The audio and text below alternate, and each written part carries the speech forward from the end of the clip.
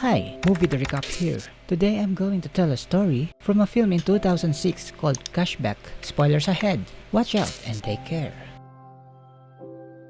The film starts with Ben, a college student, discussing his breakup with his ex-girlfriend Suzy. As Suzy yells her anger at him, time slows down for him. That moment, after he proposed they split up, seemed like a car wreck. Ben spots Suzy at the school cafeteria 2 weeks after the incident, hanging out with a guy named Steve, who appears to be her new boyfriend. While Ben is analyzing the actual definition of love, his friend Sharon joins him at the table. When Sharon inquires about his separation with Suzy, he reveals that Suzy is constantly looking for something better and would never settle for one thing. Sharon then advises that if Ben dates an attractive lady, Suzy will feel uneasy and return to him. Later that day, Ben takes an art class in which everyone is instructed to sketch a picture of a naked guy who would be modeling for the class. Ben is sidetracked by a lovely girl across the room as he begins to sketch, and he quickly finds himself painting the shape of her jaw, the curve of her lips, and her enormous blue and beautiful eyes. He is awakened out of his concentration by his teacher, who informs him it would be impolite not to draw the willing nude guy modeling in front of the class. During the next several days, Ben clearly does not get enough sleep. He keeps recalling his failed love. The love-making echoes he could hear through the walls of his dorm room made him feel even worse and serve as a stinging reminder that he is all alone. Ben, overtaken with sadness, called Suzy, trying to make amends and get back together with her. Suzy, on the other hand, tells him firmly that their relationship has run its course and that it is time for him to move on. This made Ben feel much worse than he did before. Ben appears to have acquired insomnia as the night passes, and he performs a variety of things to keep himself busy, both during the day and at night. During one of his later wanderings, he comes across a flyer advertising the need for midnight employees at the nearby grocery. He feels he has discovered the ideal technique to keep awake while attempting to distract himself from Suzy. Ben quickly meets with the store manager for an interview, and he is hired as manager. Jenkins leans in to shake him, and all Ben could think of was how his life was about to change. Ben sees how each of his co-workers pass time as he gets used to his new job. Sharon, the lady at the cashier, avoids the clock and never looks at it. Briggs and his friend Matt ignore anything that seems like work. One of their favorite thrills is sneaking sexual items into women's shopping trolleys. When these women get at the checkout, they eagerly await to see whether any of the other women will buy the necklace. Jenkins never seems to pass the time. He revels in every minute since he spends the night talking about his life. Ben is still obsessed with Suzy, and he hasn't slept in 2 weeks. Ben finally has the ability to stop time. When he accomplishes this, everything around him stops moving, and he is free to do anything he wishes. Ben recalls that his respect for the female body began when he was a child and his family hosted a visitor, a foreign female student from Sweden. She didn't think it was necessary to use a towel on her way from the shower to her bed because of her liberal ideas of Swedish society. This experience inspired his artistic and painting pursuits. When Ben frees the time at the supermarket, he undresses the women and draws their bodies. When he's through, all he needs to do is crack his finger and time resumes. Sean returns to his room to meet Ben and tells him a story from when they were kids. Sean's mother had gone shopping, leaving both boys at home.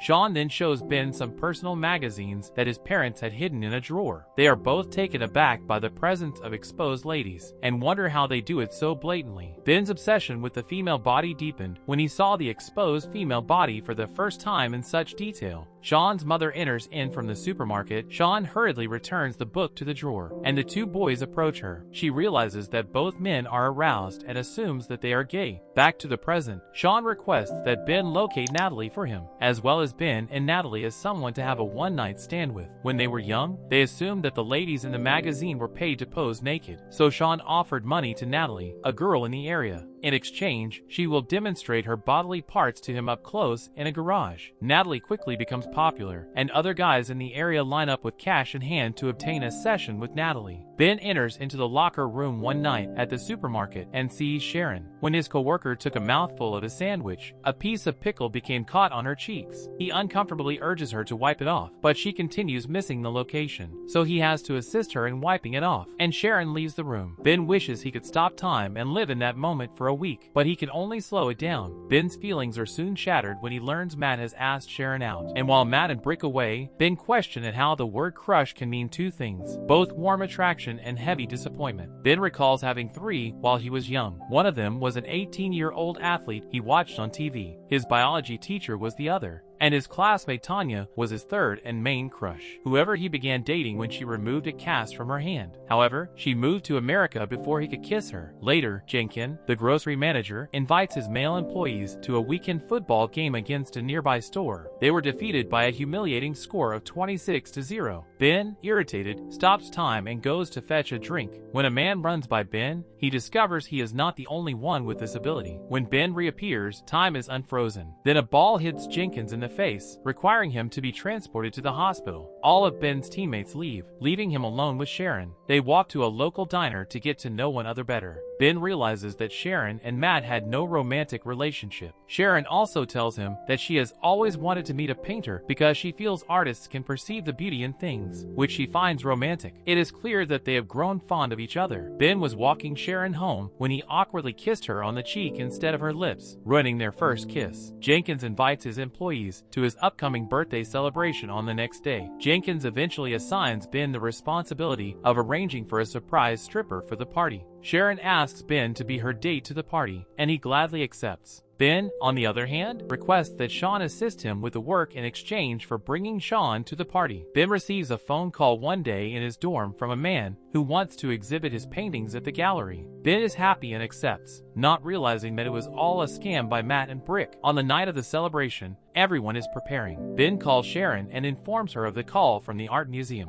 Sharon congratulates him, and they both go for the celebration. When they arrived, the party was already in full operation. Sean is being rejected by a girl. Matt and Brick are dancing wildly, while Jenkins is dancing ridiculously in the DJ section. Ben is surprised to see Suzy at the party, but he discovers that she is seeing someone else. Following the incident with Sharon, Steve is revealed to be Jenkins' brother. Later, the surprise stripper enters, dances in the center of the room for a bit, then immediately in front of Jenkins, performing a lap dance. Following the dance, the stripper and Sean come across each other, and he recognizes her as Natalie from his childhood, and the two of them immediately hit it off. Ben, on the other hand, while waiting in line for the upstairs bathroom, comes across Suzy again. She tells him she misses him, while Sharon is downstairs trying to evade Jenkins' move on her. Suzy kisses Ben in an attempt to get back together with him, and right at this moment, Sharon goes away in a rage when she sees them kissing. Ben pushes Suzy away and moves his attention to Sharon, who is standing just in front of the entrance. Ben pauses time, realizing that he couldn't make Sharon unsee what she already saw. He could only pause time. Ben stays at Sharon's side for 2 days, as if time has been stopped, before finally letting her leave. Ben rushes straight to Sharon's apartment after the party to explain what she witnessed, but she doesn't listen and instead screams at her, unleashing her anger on him. Ben experiences insomnia again in the days that follow, and Sharon skips to show up at work.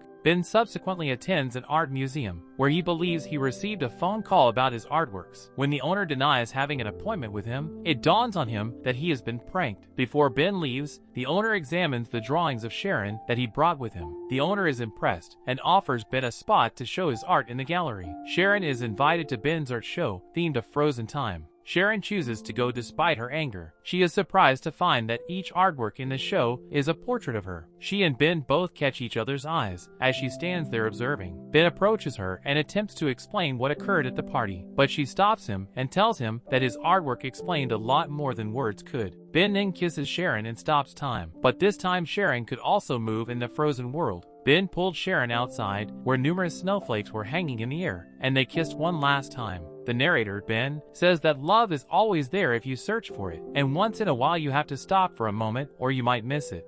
Subscribe for more videos like this, turn on the notification, and leave a like to help the channel out. Thank you for watching.